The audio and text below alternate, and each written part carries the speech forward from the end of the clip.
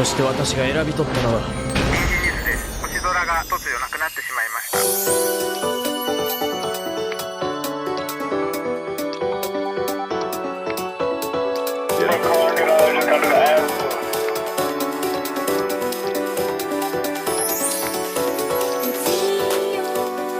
No, it was indeed not a dream. A sky full of stars. We broke it. We must rebuild from scratch. Like I said, these questions are a little bit strangely worded, so here we go. I'll ask the first one. Let me see. What is an item you hold on to for its sentimental value? Something small that means something bigger to you. Damn. There's this recent one. I've been playing the guitar recently again. I still have one of my brother's picks. So, and he plays guitar a lot. So whenever I'm jamming to my guitar and, trying to practice, I use that. And, it feels a little bad because, the image on it's going away. But, I, hold that pretty dear to me. I also have, a bracelet that's made of rope that he's also wearing. That was blessed by a family member's priest or whatever, but I'm bad at keeping track of that kind of thing, to be honest. I hold a lot of items that carry sentimental value from the past. I think the greatest one though that I hold is my electric guitar, even though I don't play much music anymore, but I remember when I was about 12 or 13, I really wanted a guitar, and I think this was a week after my birthday. My grandfather came and he said he had a surprise for me, and when we walked out, in the back of his pickup truck was the electric guitar that I still have to this day. So there's a book that was given to me as a gift by my ex-girlfriend, and it was a very thoughtful gift. It felt very specific to me at the time. And I've thought a lot about getting rid of other gifts that I've been given by exes and stuff like that. But I decided that one I'll keep just kind of as a symbol of sincere gift giving and genuine intent behind it, regardless of what ended up happening between us. Yaoyorozu no Kami, the 8 million gods. This concept comes from the Shinto religion, a deeply animist faith from Japan. The 8 million gods is the belief that everything in concept has its own kami. Those who follow Shinto practice mindfulness by recognizing kami within all things. The treatment of each piece of life as sacred creates a significance to every sight. Every sound. The mundane becomes beautiful, distinct. Just remember, you can appreciate the weight of something while also acknowledging its transience. In other words, don't be a hoarder. Here's the next one. Have you ever felt small? How did that feeling change your perception on things? Have I ever felt small? Yes. I got bullied pretty bad as a kid, and I was really short for a long time until I got older, and I felt very out of control. I was pretty much physically at the whim of other people pretty often, violence in school and shit. Those types of things in your young years, they make you feel uncertain in your physicality. But I don't think it's all been negative though. All those things aren't some bad PTSD response shit. It's I do like to look out for others. It's given me a really strong sense of justice. It's a strong care for how I speak and stuff. To start, right, I've definitely felt small at times. Shit's going on in the world, right, and you feel powerless or hopeless to do anything against it. That's more in line with just a natural part of life and living. But I think not being able to help people that are close to you is kind of what really makes me feel small. It's man, if I stayed, maybe I could have done something about this. Even having troubles with just asserting myself type of thing. Not standing up for something you believe in. And then looking back on it, being why was I too timid or scared and anxious to either be myself or say what's right in the moment. Not actually being able to ever execute anything I want to creatively. That's probably the most constant one that makes me feel small. Yeah, I mean, naturally, I think we all feel small, especially comparatively to the over-expanding universe. You could just be in your room in a different state, or hell, even in a different county, small town. But even then, you're just some small part of that like town. Not many people will know you. That's kind of just how it goes. And where the bigger picture comes from is like the world that you create for yourself, with the people that you meet, the friends that you hold on to. You know, like it's all about the people that you meet, and slowly your world becomes a little bit bigger, and you yourself become a little bit bigger through confidence and perseverance. I'm curious then, because this is the second part of it. Conversely, have you ever felt big? How's that changed your perception on things? Like I said earlier, it's like the parts where I feel big is when I feel the most confident. You know, my profession being right now a cook, and I've been doing it for 7 years. It's through the people that I meet, certain chefs and stuff, that when they tell me like I'm doing good or my food is good, it makes me feel a little bit bigger, because a lot of that comes from the sense of self. Honestly, not really. Actually, I think that generally that either isn't my framework of viewing it, or like because of the stuff I was talking about before, I like just don't really feel that way. Do you feel like it's kind of like a negative association for you? Yeah, I mean, I want to be strong, but strong to me doesn't mean like big. And yeah, I do have a bit of a negative association with big. Whether it's like nicotine, pornography, general laziness that I feel like I might slowly been weaseling my way out of for like a year now. I'll smoke a cigarette or a vape and it just won't be satisfying anymore. I'm seeing it more for what it's actually doing to me. It does feel empowering, and like there's like light to the end of this tunnel. Those moments where like you don't take a left at the gas station. I actually go to the gym today and like read a little or write something in my journal. Generally, the answers for bigger tended to be shorter. I really don't think this is because there's less moments or that they mean less. To me, this is because when you feel small, when you get that feeling when you're young, it tends to be very formative. It's almost like your brain is picking up on the right and wrong of the world, the types of things that create your values. Things like that tend to be very embedded into who we are. So following that logic, to me, feeling big is living out those virtues you've built. The thing is, it's oftentimes easier to recall when you break or fail your self-written rules. But if you practice self-awareness, you'll find yourself exemplifying those values more often than you'd think. This one's pretty vague. How has your perspective and scope changed over time? What form do you believe your growth has taken? I think like my first thing was some of the shit I went through when I was younger. Like really helped me like widen and develop a larger perspective of like what it means to be here. In a vague sense, because I still don't even know like my purpose, quote unquote, right? I can even ever get to know it. Some people just know, which is dope. Giving grace to everyone, you know, you never know what someone else is like dealing with, what their circumstances were. And you know, I felt like a victim of myself more than my circumstances, because I haven't really like capitalized on a lot of the gifts that this life has given me. My main goal is just to take action more. You know, nothing happens until you start moving. I don't want to feel like lived by my life. I want to be the doer. So, coming from what I was about 2 years ago, actually it's probably been about 5 years.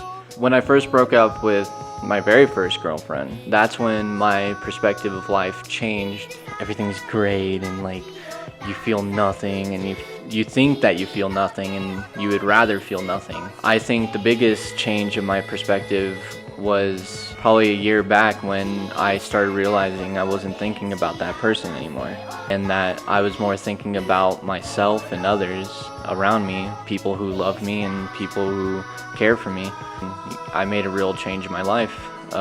Moved out, and from being on my own, figuring stuff out, yeah, you'll have stress, but I tend to want to look to the brighter things now, because I spent a good time in that depressive state and I just don't really want to be in that anymore. A big thing is that I always feel like the next thing that's gonna like come in my life is gonna be this big change. At this point, I've like kind of realized that gradual progress is kind of better for me than these big idealized fictional jumps like, oh my god, one thing's gonna kick in and then I'm gonna lock in and go fucking crazy. That's very idealized to us from a young age in like anime or like media. I keep on like wanting some day to pop up where I'm gonna like feel really motivated. Gradual progress is gonna be better, and I don't know, people are so important. Your way that you view yourself in this world and like all the knowledge that can be bestowed upon you and shit comes from others. If you're into reading books, you're into people. If you're like into any media, you're being social. You're just doing it at a different distance. Meeting like one person who like they're gonna in conversation have a bunch of shit that they can tell you that like you're not gonna be able to connect with if you read it out of a book or watch it in a movie. A big point of the meaning of life is to connect and teach each other. Growth is an amalgamation of experiences that make you who you are. From each one you lump up into your life, you create your sense of self. But you choose what you include in that final product. Sure, you can attempt to pick up everything in front of you, but you'll be missing out on what's ahead. If you skip forward, you might miss something you were seeking right before your eyes. That's why growth is so vastly different. One person can become any number of people, depending on what they chose to do. That's what makes your life special. What do you believe being born as you are has afforded you? What's something you're being offered in this life that can't be replicated? Well, first off, the place that I was born, it's full of love. The thing that was afforded to me was the love and care of my family. I'm not close to outside family, but I'm certainly close to my mother, my father, and my brother. And, you know, I wouldn't change anything in the world for that, because I see others, I know their relationships with their parents and such, and it makes me happy that I have such a great relationship with them.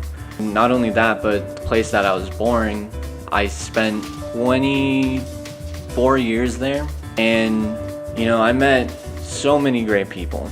The friends that I have right now are the biggest care in my world. But they help shape who I am today, and without them, I wouldn't be who I am. I'm very thankful that I grew up in a place where I did, because, you know, all that can really change your life is the people that are around you. I think about that type of stuff a lot. So I think I've got kind of a unique intensity that is both like kind of destructive to me and like really generative. And I think that my battle with that in this life is what will like lead to the most unique dharmic results. And so I feel like there was like all those things I talked about that happened to me when I was younger and stuff, like they created a certain type of intensity in me that I don't think if I was like had just like a more chill upbringing or whatever that I would have had. Like I even see like some of the shitty stuff I've dealt with like my parents or family and stuff, like that grappling with all of that, plus like the injustice I experienced as a kid, plus my kind of like brain natural demeanor shit, it like really gave me this binary like crash out or like fucking get swag. I feel like my kind of battle in this life is to target the intensity in a way that's like both generative and also is like good-hearted. I think that like specifically though, something that I wouldn't get in another life, I think something that's kind of uncommon is like people's ability to like utilize sadness like really well. I like am good at utilizing sadness for like positivity, and the way I go about it in this life I think is going to be unique to me. I think there's two things for me that like I'm very thankful for every day, and I think they go hand in hand, and I also grapple with how much it's a blessing and how much like it may inhibit like what I want to do. Is I have like a really strong net of community, a lot of really good friends that I've known for a long time. Even if I haven't known them for as long, I feel like really understand me and I can have good times with. I have like a super loving family and support system that I know if like shit hit the fan, with any of my friends and my family, it was like that people would have my back. Through like my super helpful family and friends too, I've been given like a lot of room to grow and encouragement. It's not been my own doing per se, right, at all. Like I've encountered a lot of really like wonderful, beautiful people, and been born into like a wonderful, caring family. And at times, you know, there's this huge weight of responsibility to all these people. For me, where I feel like I owe all these people so much, which can be like, man, that's hard to just like fuck off and go in the middle of nowhere and like try to work on something, but at the same time, like that responsibility to them is also a blessing. But overall, you know, I wouldn't change anything. I'm super thankful for everyone. Yeah, I don't think that's something you get in every life. Definitely not. It's the final stretch. I might as well explain what Katamari Damashi even means. Katamari, lump, clump, whatever you want to call it. Damashi, spirit, souls, clump spirit, or clump of souls. Kind of a beautiful thing to call life, isn't it? Or weird, I don't know. Who cares? Keep rolling. Oh, and notice how the two kanji kind of look similar? That's definitely intentional. Looks cool. Subscribe if you haven't already. Let's finish it off. Do you have any additional thoughts or comments on these topics? Just anything you want to talk about? Actually, yeah, going back to if I hold an item sentimentally, a bottle cap of a Blue Moon beer that has a pellet rifle hole in the middle. I went down where my Uncle Jimmy lived. He was the brother of my great-grandfather. He wasn't doing well at that time, so me and my family would visit him that week. My Uncle Alex was there, and to try and get my mind off of death, he took me out back to their backyard where they had a little outhouse, and he put a Blue Moon bottle cap in the distance on it. And we were probably standing about 20-25 feet away. He gives me a pellet rifle, and so I took it and I actually hit it right down the middle, and he told me to keep it because it's like a good luck charm. I hold on to that for many reasons. One, good luck charm, and two, reminds me of the time. It's my last few moments with my Uncle Jimmy. Especially when I never do this because I'm bad with public speaking, but I remember I gave a speech during his eulogy, and a lot of people liked the speech, and a lot of people told me that I looked a lot like my great-grandfather and act like him, and that is what I've always strived for in this life, is to be someone remembered, someone like them, where people just remember them for the good times. Probably talked about it throughout all of these questions, but gratitude and thankfulness goes a long way to keep it short, right? Be thankful every day for what you got, and it will change your life. These last ones I lied are the hardest ones. What's your favorite animal? Oh, bro. Bear, lion, monkey, dog, cat. Man, that's all the animals right there. I like amphibians a lot, like frogs and axolotls and shit, because they've got a lot of personality, but they're very emotionally disconnected from how we are. I kind of have found I'm not much of a pet guy, because I kind of like everything to have its kind of whole place. The frogs go and they fucking chill out by the creek, and that's their thing, and we do our thing. I kind of like that they don't feel empathy for us and stuff, and we just go, haha, they got a big mouth and are fucking cute. They're kind of goofy. I'd say that generally it's frogs, kind of goofy frogs and shit.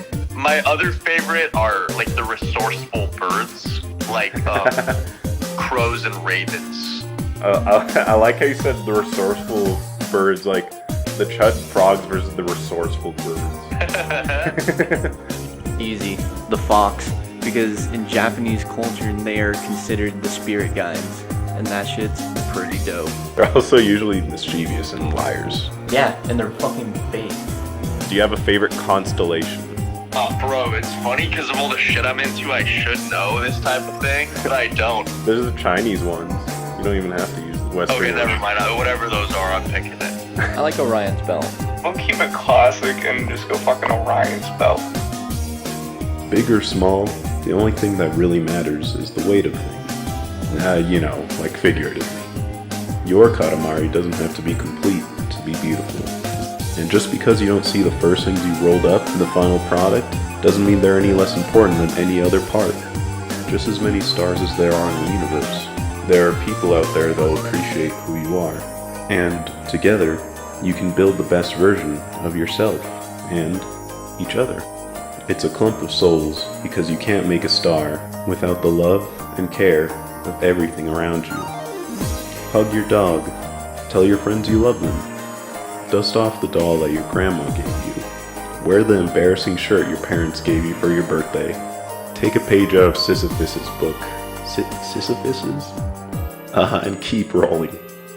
So, what does your clump end up looking like? Here's a little look into what mine is.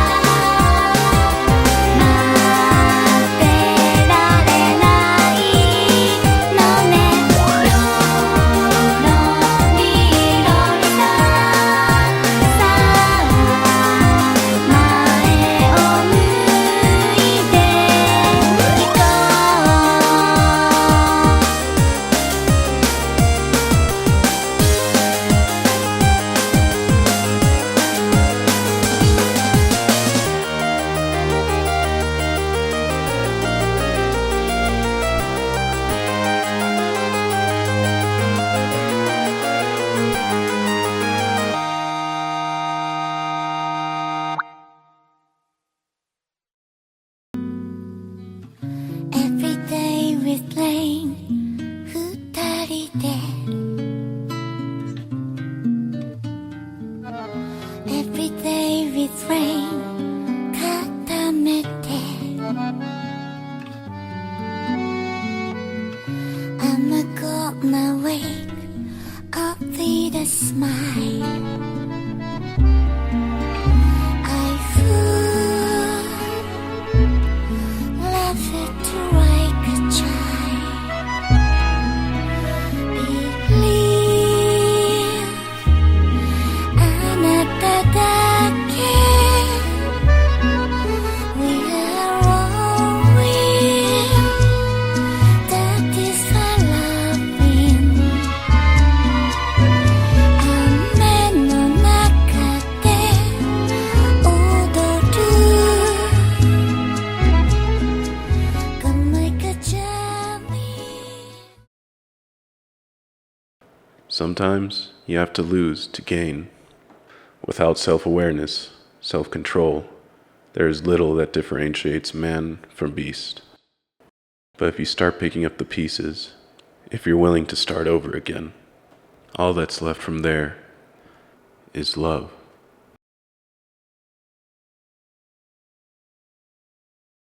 Yep, that's all of them. Favorite One Piece episode? Singular. Easy. When Buggy was stuck on the island and he didn't have a torso, legs, or arms, and he was just mini Buggy, and he met the dude with like the green afro stuck in a chest, and they became homies, bro. That is the best One Piece episode. Yes, I am all the way up in Wano, and I still consider that the best fucking One Piece episode.